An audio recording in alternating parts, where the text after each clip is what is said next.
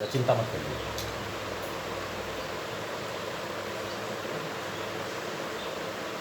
आप सभी का तहे दिल से हार्दिक स्वागत अभिनंदन है। आप सभी लोग हमारे निवास स्थान पे आए, उसके लिए आनंद भारती तर्कशील बहुत बहुत बधाई और धन्यवाद देता हूँ। हमारे और आपके बीच में चक्रवर्ती सम्राट अशोक सेवा संस्थान के अध्यक्ष माननीय बैजनाथ मौर्य जी हैं और आप पति पत्नी जीवन साथी जीवन संगनी के साथ आए हैं।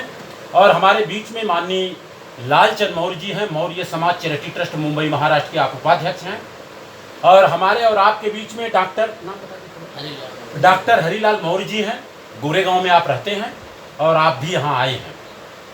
और आपसे मैं चर्चा करूँगा सर कि जैसे मैंने आपको बताया कि माता जी को जीते जीते जो भी हमसे हो सक रहा है सारा मैं मान सम्मान दे रहा हूँ, तो मेरा क्वेश्चन होगा क्या मरने के बाद भी कुछ करना होगा मुझे? नहीं, कोई जरूरत नहीं, क्योंकि मैंने ऐसा एक संकल्प किया है कि भाई मरने के बाद जो अंतिम यात्रा होगा वही अंतिम संस्कार होगा, उसके बाद कोई श्रद्धांजलि सभा नहीं, कोई सभा नहीं होगी। वास्तव में देखा जाए वही जब अंतिम संस्कार का नाम दे दिया गया कि जी संस्कार जितने थे जीवन में, जी जन्म से लेकर मरण तक कुछ 16-17 संस्कार होते हैं जी, यह मृत्यु के बाद अंतिम संस्कार कर दिया जाता है, अंतिम जी उसके बाद कोई संस्कार बचता नहीं है। जी जी तो अगर सही तौर तरीके से देखा जाए तो उसके बाद तो कुछ करना नहीं चाहिए। जी जी जो करना है मरने से पहले जी सब जी कुछ जी कर लीजिए, मरने के बाद कुछ करने की जरूरत नहीं। हाँ, ऐसा मेरा मानना है कि मान लीजिए आपके घर में आपके भाई का शादी हो सकता है, आपकी बेटी की शादी हो सकता है,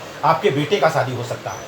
मैंने अक्सर देखा है किसी की अगर माता जी जिंदी हैं उनको मंच पर नहीं ले जाएंगे, नीचे बैठा देंगे, कह रहने दीजिए वही सही है। लेकिन अगर उस समय मंच पर बिठा करके अगर उनको फूल माला दे दें तो लालचंद जी बताएं कैसा रहेगा? बहुत अच्छा है। पकड़िए जी, कैसा रहेगा? बैठाना चाहिए, हर माँ होती है। नहीं, जैसे मान लीजिए शादी हो रहा है, सबका सम्मान हो रहा है और उसी सम्मान में अगर अपने माता पिताजी हैं, लड़की के दादा दादी हैं, नाना नानी हैं, तो अगर उनका भी सम्मान हम मंच पर कर दें तो कम से कम लोग जान जाएंगे कि ये कौन है।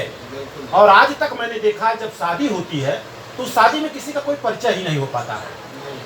अगर बाराती गए हैं तो पता ही नहीं चलता कि लड़की के माताजी पिताजी कौन, दादा दादी कौन, खाना खाए और निकल चले, मतलब तो कुछ नहीं होता है ना। ये सब मालूम होना करना चाहिए। जी, दादी दादा कौन है, कौन लड़की लड़के बाप है, ये सब मालूम होना चाहिए ना। हो जाता है मालूम, ऐसा रहेगा तो मालूम पड़ता है, ऐसा नहीं मालूम पड़ता। जैसे मंच पर अगर हम दूल्हा दुल्हन का सम्मान कर रहे हैं तो उसके पहले दादा दादी का भी कर सकते हैं। और हो सकता है आपके घर में आपके परिवार में कोई ऐसा हो जिनके श्रीमान जी दुनिया में नहीं है, जिनके जीवन साथी नहीं है। और आज के तारीख में अगर देखा जाए तो विधवा महिलाओं का आपके घर में अगर आपकी माँ बहन बेटी विधवा है तो आप सम्मान देते हो, कुछ शक नहीं है।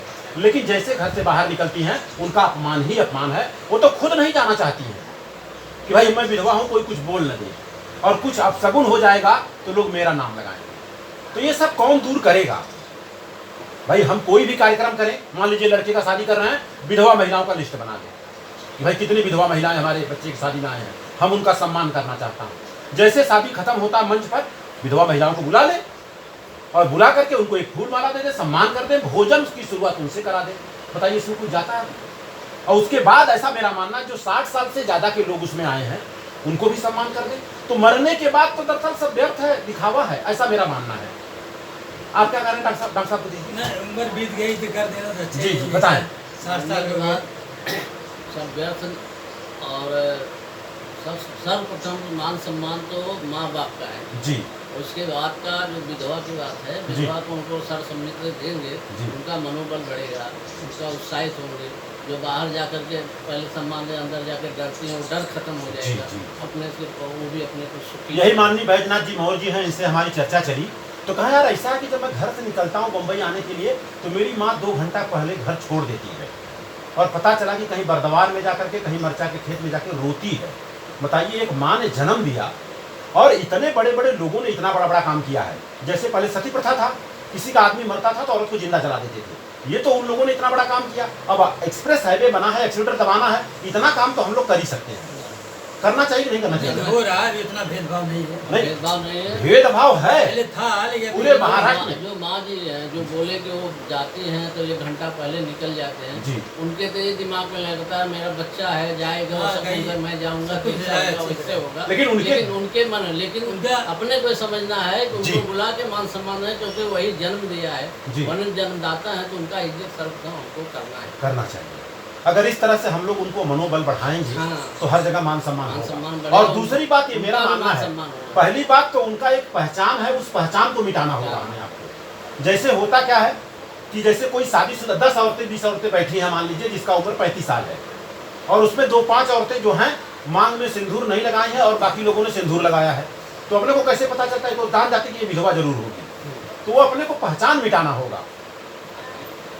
और बाकी बहुत सारी चीजें हैं, अपन इसमें चर्चा करेंगे। अच्छा बैजनाथ जी, वहाँ लीजिए जरा सा हाथ में एक पीला कलर का थैली है ना, थैली वही उठाइए।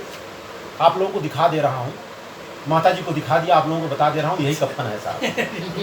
इतने लोग बोलते हैं सर हमने कहा कि ये ऊपर रहेगा और ये ऊपर से नीचे जो रहता है। आइए जरा सा मैडम, आइए। देख ले पहले। नहीं, हम सब तो भाई लेके आओ। तो सच्चाई किसी को लाना ही नहीं है ना सर। अगर ये मरने के बाद देंगे तो क्या देखेंगे? यही माता जी के लिए जो है व्यवस्था कर दिया है मैंने। पहले हाँ, ऐसे लोग हमसे कह रहे हैं कि अगर व्यवस्था पहले से कर देंगे तो जल्दी नहीं मरेंगी। अरे अच्छी बात है, तो हमने कहा ठीक है। जरूर। तो बैजनाथ भैया जो सफेद कलर का मिलता है ना, उसका दाम 350 रुपया, इससे खराब कपड़ा था। तो मैं बोला इससे अच्छा कपड़ा दो आप, तो कह सकता तो 200 मिल जाएगा, तो 200 का कपड़ा है ये। हमने कहा कोई जरूरी है सफेद रहे? पहले तो जमाने में किसी का आदमी मरता था तो औरतें सफेद कपड़ा पहनती थी, आज कहाँ पहन रही हैं भाई कलर? अच्छा। तो मैडम जी आप जरा सा बैठी थी मैडम, लीजिए जरा सा दो चर्चा हो गाना गया। गाओ क्या? गाना नहीं गाना। अच्छा ये बताइए कि आजकल बहुत सारा प्रश्न उत्तरी आ रहा है, नहीं बैठिए, प्रश्न उत्तरी आ रहा है कि भाई दहेज बंद होना चाहिए। हाँ, जरूरी बंद। दहेज, हाँ। तो आप दहेज के बारे में क्या जानती हैं? दहेज के बारे में वैसे जानकारी नहीं, मुझे दहेज बंद करना बहुत जरूरी है। लेकिन दहेज है क्या? वो दहेज तो है ही नहीं। नहीं, ऐसा नहीं नहीं, है। दहेज लोग कहते हैं है ही दहेज बंद करना, लेकिन दहेज है क्या? हाँ? दहेज है ही नहीं, बिटिया दहेज में सब देते रहे, बिटिया दहेज में कोई दे ही नहीं रहा है। नहीं ऐसा नहीं है, जैसे लोग कहते हैं भैया सब कुछ तो ठीक काम होता, लेकिन दहेजवा बंद हो जाए तो बड़ा आज बढ़िया आए है। मुझे ऐसा लोग चर्चा करते हैं। तो पैसा दहेज के लेन देन। हाँ हाँ, मतलब कि उस दहेज के बारे में आप क्या जानती हैं, किसको दहेज बोलते हैं? दहेज। मैं बता रहा हूँ।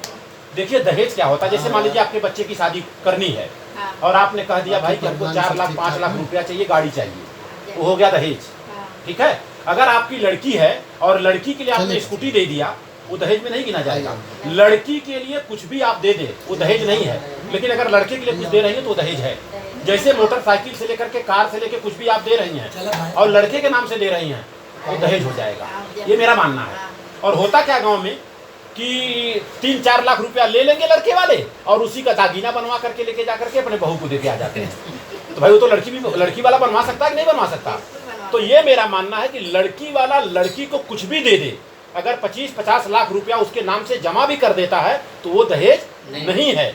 अगर लड़के के नाम से दे देता है, उसमें क्या है, नाच हो गया, गाना हो गया, गाड़ी हो गया, मोटर हो गया, है वो दहेज ही दहेज है।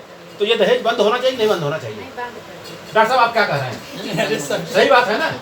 चलिए आप सभी लोगों तो का बोलते हैं लेकिन करते कहाँ हैं? जो आदमी जब एक जने दो जने करीब सुनो, देखत देखत हो लड़की लड़के छिपा के रखते हैं, जहाँ देना है तो बोले भैया हम जो लड़कियाँ कह लेते, लड़कियाँ कहते हैं लड़के की बारी आए तो धीरे से ले लेते हैं। अरे भाई उसका कारण कैसा है? जो बिना दहेज का शादी करे दहेज न ले जाए, उसका जब सम्मान लड़की अगर ले करेंगे, हम दहेज न सम्मान ले। करेंगे जब तो ऑटोमेटिक सब लेना बंद कर लड़के देंगे। भाई हम तो ले रहे हैं। नहीं भाई, हम लोग तो अभी उस पक्ष में है कि दहेज भेजा जा रहे मुक्त, हैं, बारात अभी मुक्त। जाएगी बात। जी जी चलिए ठीक। वापिस जाएगी। तो बहुत बहुत धन्यवाद और आप लोग आए उसके लिए बहुत बहुत शुक्रिया। इसी के साथ अपने बातों को विराम दे रहा हूँ। नमस्कार।